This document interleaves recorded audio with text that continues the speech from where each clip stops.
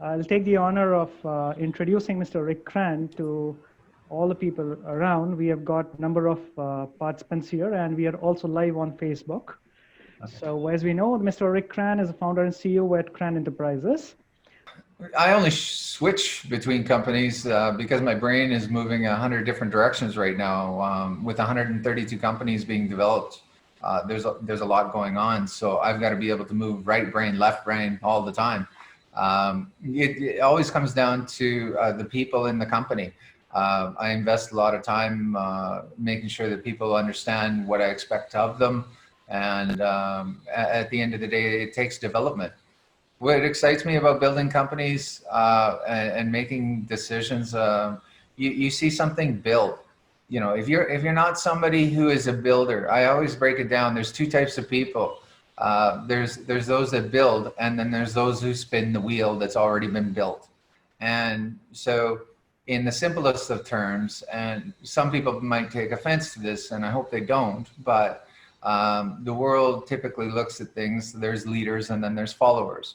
And the followers aren't necessarily people who are just guided along, but they may not have the aspiration of leaders. So there's a different layer of passion in those people to want to solve problems, want to engage in areas unknown to them, and want to pursue answers and solutions.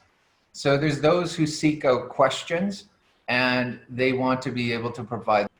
If you're doing it for the money, you're doing it for the wrong reasons. Money comes, but if you're doing it only for the money, you're doing it for the wrong reasons.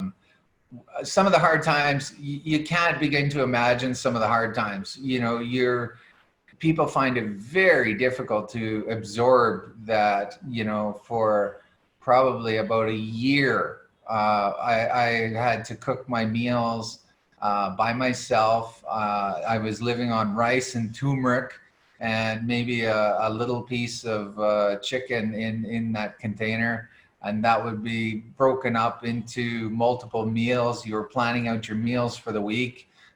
When you're down financially, you're down. You know, you accept the grit that comes with it. But on the other side of things, when the curve turns and you have gone through that, you have a complete respect for people who are in that situation as well. So when you see people looking at the philanthropy of life, where people see that they've made it, you know, don't forget to give back. There's people still going through that struggle. And if you can remember where you came from, you know, if someone were to help you, it always comes down to pride. You know, at that time, I didn't ask the people around me. I was going to do this. I was going to get this done. I was going to make this happen. You know, at that time I was working 3 jobs, you know, working at a hotel as an auditor. I was working for the airline, and I was also a bartender at a local club. So, you know, balancing from job to job and doing all these different things, you know, and you're paying your mortgage on your house, and you're putting gas in your car, and you've got your car payment, and, you know, all these things, they added up. And I just recently gotten back from school. So there was, you know, I was under a lot of strain financially. And, you know, I figured if I tucked in and just got it done, stayed focused, take the extra shifts wherever I could, and get the job done, I might make a little bit more, and it might ease things up a little bit more. But always remember, the tough times make you stronger, but don't forget them too quickly. Take this. You go to school, you learn your topic, you want to be a consultant. You don't have the experience to add any value to that organization. The guy who starts it, he's taken on the risk, he's got his team around him. They're influencing the direction that he's probably going to get into. Because they have the capabilities and the know-how to get the company there. So when you come into these larger companies and they're looking for consulting papers on this and that, it's really a part about mitigating risk. They don't have the time to assess a particular area of the business. They want to understand a little bit more about it. So put somebody on the job. And what I found was Yeah, you go through it. You do a lot of research. You do a lot of studying. You can become really proficient in the topic.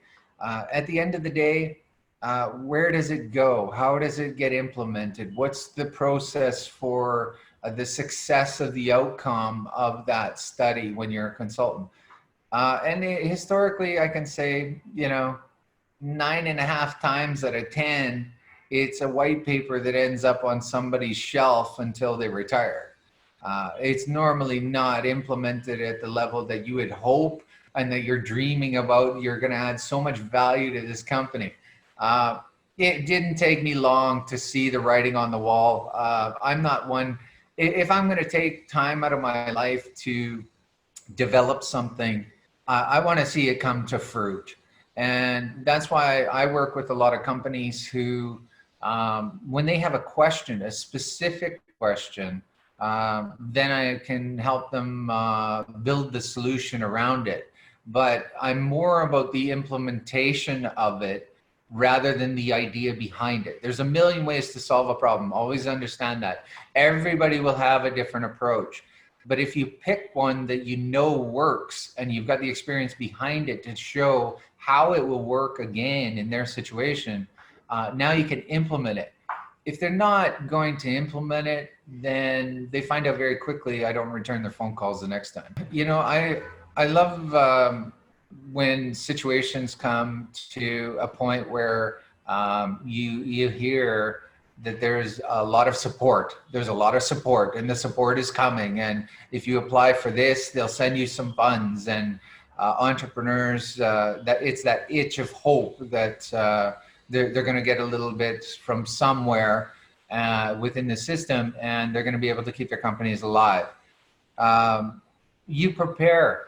If it's anything I learned from my mentors in the past, the most important thing was always make sure you have a reserve. Build the reserve bigger than what you ever expect. So when I look at companies, for an example, when we looked at Afterburner Dental Technologies, I basically set the bar that this was going to be a long road. We didn't know how long it was going to be to crack the market. We didn't know what kind of proficiencies we needed to get into. There was a lot of unknown variables. And even for someone like me, who's a very time system person, who understands the aviation industry at the highest level of proficiency, when you come down into some of these markets, there's variables. And we said, okay, we need to ensure that we have 7 years of expenses put away. And we were going to start the company that way, because no matter what, we're going to pay our employees and we're going to make sure that they get to a level of proficiency. So when the COVID situation happened, and companies instantly started laying off and firing their employees, we held the course. We said, listen, we don't know how long this is going to go. We know that our employees are valuable to us because they're proficient at what they've done, and we want to continue. So even during the COVID situation, we sent them pizza and cake to their homes to let them know that we're thinking about them as much as we're looking forward to getting back to work. And we made sure that their salaries are delivered on time. So our mindset of a company is, and a lot of companies will say, well, that's the high road. Why are you throwing away money? And, the purpose of a company is to make money. You're absolutely right. But you also have a responsibility, because employees are 1/3 of your costs. And if you leave and lose those individuals who are groomed to a level of proficiency that can add value to your organization, and we're getting to that point where we're about to do some big expansions, I need those people, and I really do need them. There is value there. And even if there wasn't, at the end of the day, what kind of integrity do you have to start a company and not pay your employees? The bigger question comes down to, a lot of these companies didn't have the pipeline of revenue. So even if they were around for 5-10 years, the owners of these companies, as they designed their companies, they didn't think about a small corpus. And corpuses are the lifeline of a company. When situations happen, like this, where you have to, but you have to plan when you take or you start to develop your profits of a company, or you start to develop your budgets of a company. You really need to understand that there needs to be some sort of a reserve for those kind of situations. You have to think of your entire company like it's an island, and the only thing you've got to protect it is you and how you plan it. And when resources come into your company, whether you put in that money or an investor puts in that money, or it's revenue that you're generating, you have a responsibility to the entire island, and you've got to keep it going during the bad times too.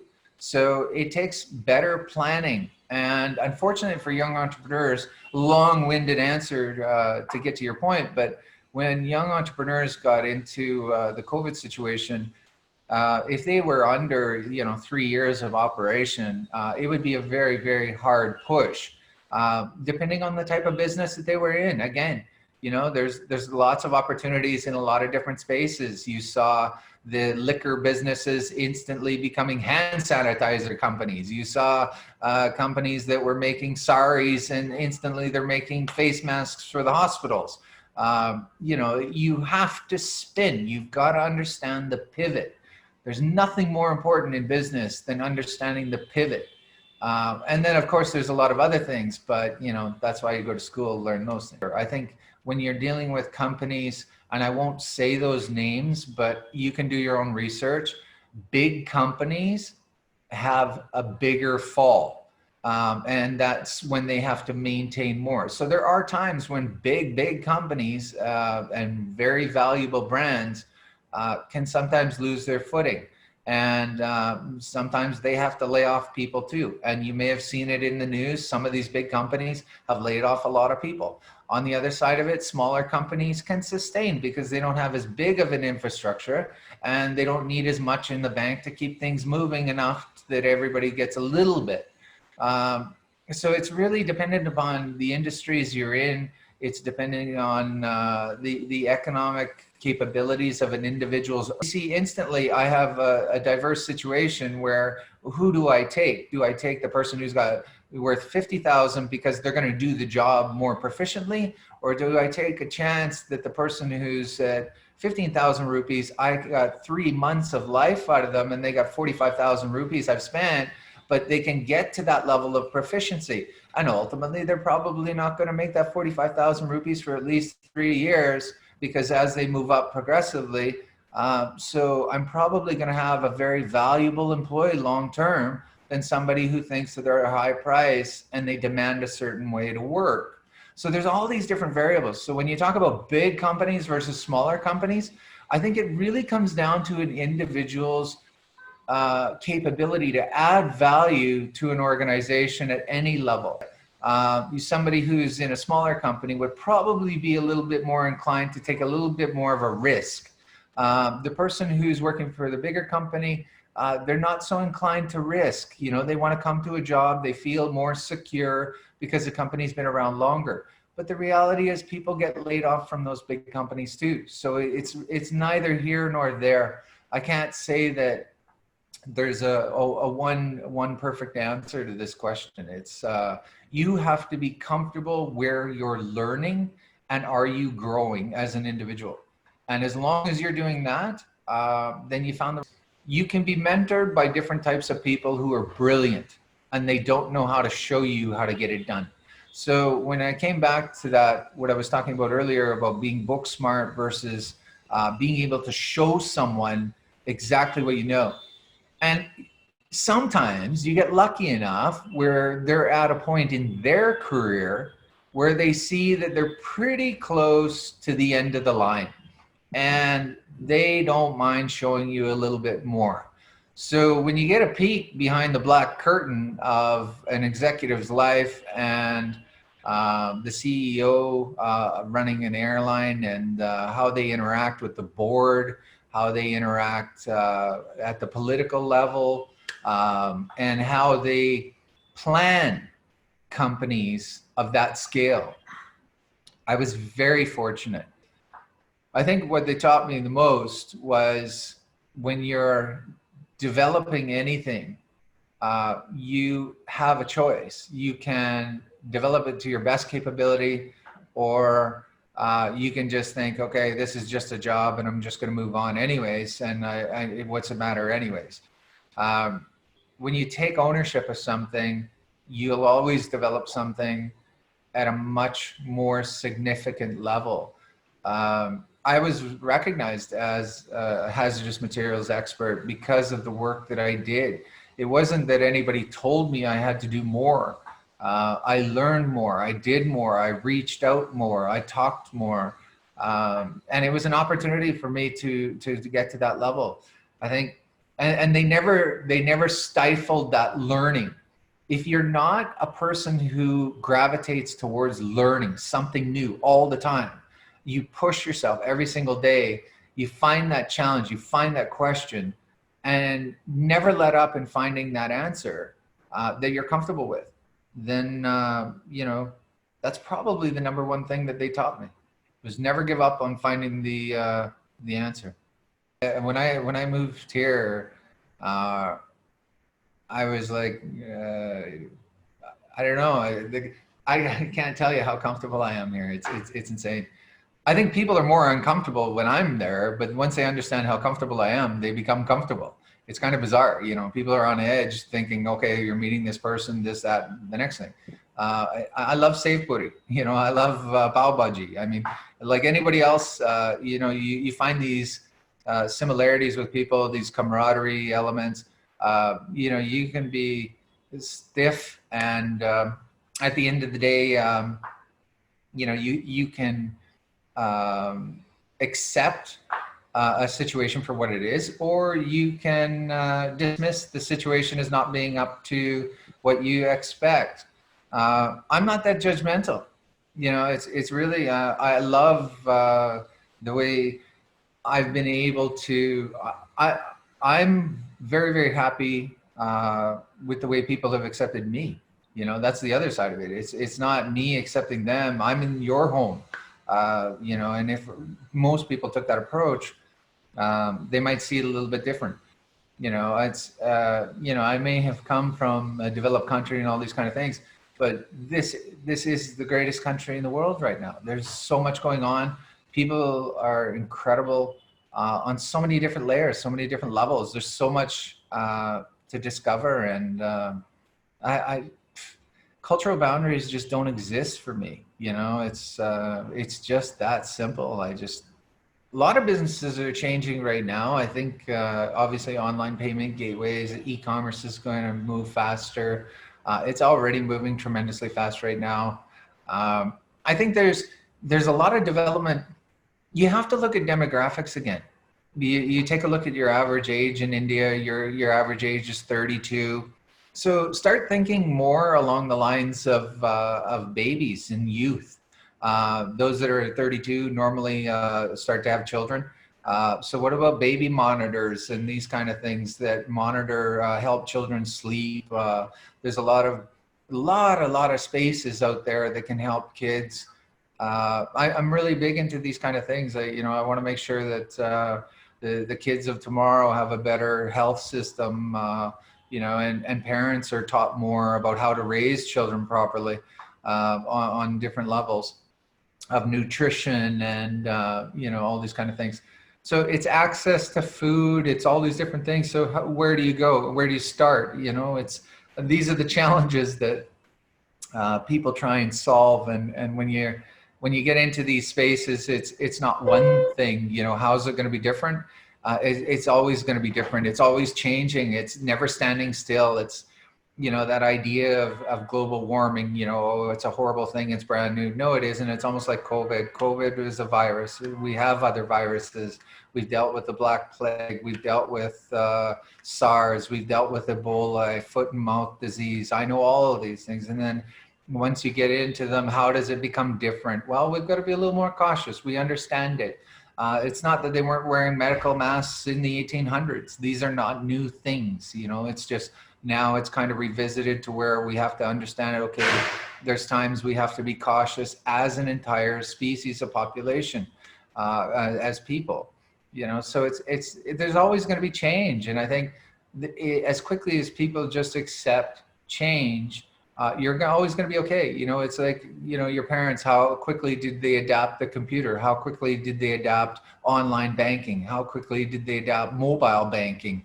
You know, it's always changing. And if you stay on top of these changes, whether they're sometimes forced upon us or they're, you know, options to us, I think, you know, you've got an opportunity. You can find opportunities in there.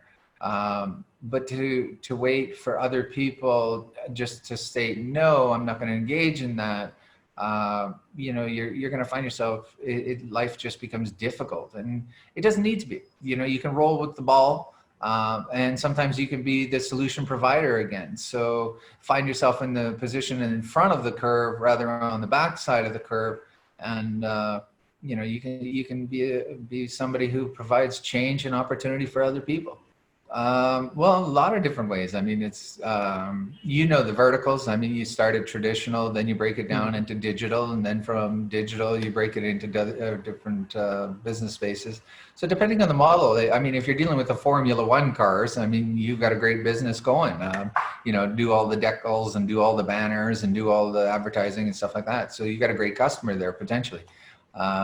You know, when you look at the businesses that I run, it depends again on your targeted audience. You know, we're launching a graphic design school in October because I need graphic designers. I need between 500 and 600 graphic designers by the end of next year. All my companies are moving in crazy speeds. So we're not talking about design now. We're talking about people who actually understand the fundamentals of design. So when I look at, you know, where a company goes and where we advertise and where we position ourselves, you have to talk to your audience, find your audience. And I think what you're really looking for is, you know, break down your business model to the point where you know who your customers are and who spends in those spaces. And you should hit a home run. Never bank on one company. Always remember the 80-20 rule of business. And if you haven't learned it, it's very simple. 80% of your customers give you 20% of your business, and 20% of your customers give you 80% of your business. So find the 80%. So you need the 20% to focus on, right? So you'll figure it out. It takes time. You can't do this in a day. You can't say that, okay, these are going to be my top 20% customers. You have to work it. They have to earn your trust. You have to earn their trust. Ultimately, they got to pay you on time too, right? Otherwise, you don't keep the lights on, and you know, things take time. So build that trust. You know, keep following up, keep talking to them, and build a rapport. Nothing beats a rapport in business. You know, I always come back to this. There's customers, and then there's clients, and the clients are at your top 20%. Your customers are the bottom 80%. So, you know, of the revenue level. So when you start looking at the names of people and how you use terminology in the space, it's about growing your business. It's understanding who you're marketing to, but pursue it. You know, it's not a hard and fast rule. You can't just say, I only deal with this type of person or this type of an industry. Diversify as quickly as you can. That's my only advice. Diversify, diversify, diversify. And a lot of companies will say, don't do that, don't do that, don't do that. You know, stay in one channel. But when a situation like COVID comes, who did the alcohol guys sell their alcohol to? The people who are making sanitizers. Exactly. So they basically ended up making sanitizer, right? Hand sanitizer. So if you're losing billions of dollars a month on not being able to sell alcohol, you better figure out something to sell.